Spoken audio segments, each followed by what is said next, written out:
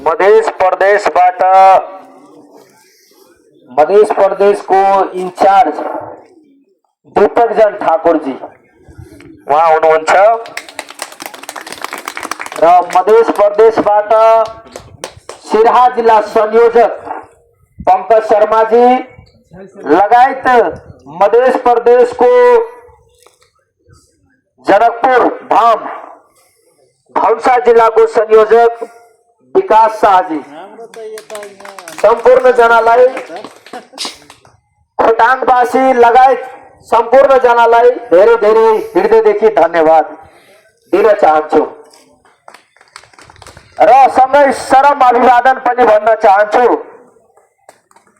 म आजको विषयवस्तुमा धेरै कुरा त बोल्दैन किनकि हामी शरमदाता छौं, हामी नेता होइन, हाम्रो पार्टीमा कोही नेता छैन, हामी सबै शरमदाता हौं।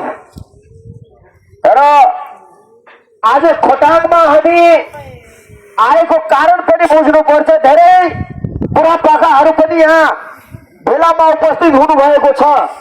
के तपाईँ आफ्नो जीवनमा कहिले पनि यो अनुभव गर्नु भएछ राजादेखि राणादेखि अहिलेसम्मको कि मधेस तराईबाट कसैको लागि कुनै नेताको लागि कोही भोट माग्न आएछ खोटाङमा? हेर्नु भएछ? जीवनमा छैन नि। आर्यन राईको लागि किन आयो छोटे पठान र मधेस तराईबाट आएको साथीहरू खोटाङ जिल्लामा किन आउनुभयो? कारण के छ त भित्रको त्यो पहिला बुझ्नु पर्यो। किनकि उहाँ एउटा विगतको दिनमा गरेको सङ्घर्ष मान्छेलाई सानो उमेरले हेर्नु हुँदैन। ठुलो ठुलो बाहरूले त घरभरि र देशभरि के अवस्था बनाए त्यो सबै हामीले हेरेको हो र हेरिरहेछु। त्यो भएर अबको दिनमा आर्यनजी अब थोरै युवा होइन, 30 वर्षको उमेर भएको कारणले कतिपय बुढापाहरूले त अब यो केटाकेटी सक्ला कि होइन, केटाकेटीले सक्छ विश्वास पनि गर्नुपर्छ। कति बेला छोरोले धेरै फेर गरे भने बाउले भन्छ नि धेरै फेर नगर तिम्रो बाउ छु म। कति बेला बाउले पनि गल्ती गर्यो भने छोरोले तह लगाउँछ। हेर्नु त केपी बालाई, हेर्नु त तह लगायो कि लगाएन? हेर्नु त शेरबहादुर बालाई तह लगायो नि। सबैले तह लगाउनु पर्छ। त्यो भएर यो देश बचाउनको र बनाउनको निम्ति हामी हरकपथमा हिँडेको छु। र आज खोटाङवासीसँग मेरो विनम्र अनुरोध छ, तपाईहरूको माझमा एउटा नयाँ हुनहार र देशभक्त छोरा आर्यन राईको रूपमा तपाईले पाउनु भएछ। उहाँलाई विश्वास दिएर उहाँलाई आफ्नो मत दिएर तपाईँ जिताउनु भयो भने खोटाङलाई एकदम स्वर्गभन्दा राम्रो उहाँले बनाउँछ भन्ने आशा विश्वासको साथ हामी खोटाङ जिल्लामा आएको छु।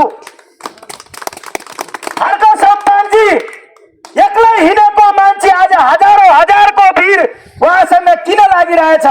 उहाँ एकदम इमानदार मान्छे हुनुहुन्छ। यदि इमानदार मान्छे हो भने तपाईले भोट माटो छापमा लगाउनु पर्छ। यदि तपाईको नजरमा चिल्ला चापले बोल्ने मान्छे राम्रो छ भने देश बनोस् नबनोस् तर मिठो मसिनो बोल्नु मात्रै राम्रो छ भने त्यस्तो हाम्रो हर्क सम्पानजी छैन। फेरि उहाँ रुखो बोल्छ तर उहाँले झुटो बोल्दैन अरू जस्तो। त्यो पनि बोल्नुपर्ने कुरा छ। मान्छेले भन्छ तपाईको हर्क सम्पानजी त अलि रुखो बोल्छ र मिठो बोल्ने बाहरू चप्पल लगाएर गयो गाउँबाट 10 ठाउँमा कोठाको घर बनाएछ, मिठो बोलिरहेछ। देशको युवालाई विदेशमा बेचिरहेछ रोजगारको नाममा, पढाइको नाममा।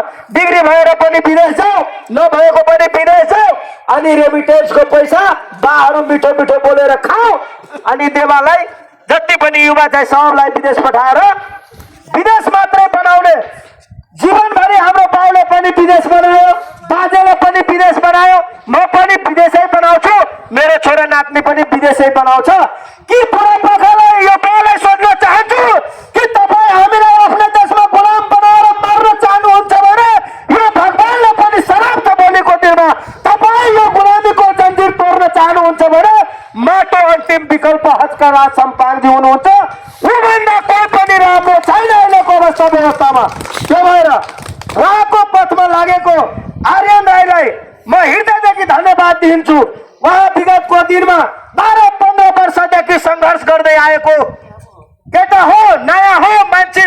उहाँसँग जोश जागृत छ र उहाँले जितेपछि तपाईको यहाँ नसोचेको कुराहरू पनि गरिन्छ। किनकि श्रमदान गरेर अहिले आएर त हामीले पार्टी खोल्यो नि हाम्रो हर्क सम्मानजीले, तर पार्टी खोल्नुभन्दा अघि त फ्याक्ट्रीहरू उद्योगहरू खोलेर देखाइदिएछ नि। मान्छे त पार्टी खोलेर त्यसै बेच्न त लागेछ। जति पार्टी खोल्दै गयो, पार्टी खालि खोल्दै गयो होइन, पार्टी खोल्दै गयो, नेता फेरिँदै गयो, व्यवस्था खोइ त फेरेको।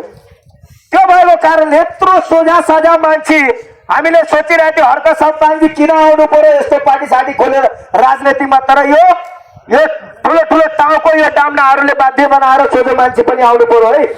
त्यो भएर तपाईँहरूलाई राम्रो लाग्छ भने हर्क सम्मानजीलाई भोट दिनै पर्छ। राम्रो लाग्छ कि लाग्दैन भन्नुहोस् न हो। लाग्छ भने भोट दिनुपर्छ। खोटाङ जिल्ला माटोको किल्ला, खोटाङ जिल्ला माटोको किल्ला, खोटाङ जिल्ला माटोको किल्ला, खोटाङ जिल्ला माटोको किल्ला, खोटाङ जिल्ला माटोको किल्ला। अब हामी हर्क पथमा हिँडिसकेको मान्छे कोहीसँग रुक्नेवाला छैन, कोहीसँग झुक्नेवाला छैन र यहाँ तपाईँहरू आफ्नो अमूल्य मत दिएर आर्यन राईजीलाई जिताउनुहुन्छ भन्ने आशा विश्वासको साथ म एउटा कविता पनि सानो मेरो धेरै भाइरल भएको तपाईँहरूको माझमा फेरि कहिले आउँछु यो दुर्गम क्षेत्रमा होइन। नवार बनाउँछ न ठेर बनाउँछ, जिन्दगीले कति मजधार बनाउँछ। बुद्धले सोच्दा हुन्, गान्धीले सोच्दा हुन्, किन मान्छे अझै हतियार बनाउँछ। को सोच्छ यो देशमा सुरक्षित छु भनेर, जो सुरक्षाको अग्लो अग्लो दीवार बनाउँछ। हो यो यस्तो देश हो मेरो जहाँको सरकारी स्कुल नबनाई कारागार बनाउँछ र भोट बैंकिङको रोजगार बनाउँछ, जनतालाई ठग्ने व्यापार बनाउँछ, नवार बनाउँछ, नपार बनाउँछ, जिन्दगीले कति मजधार बनाउँछ। जय माटो, जय देश,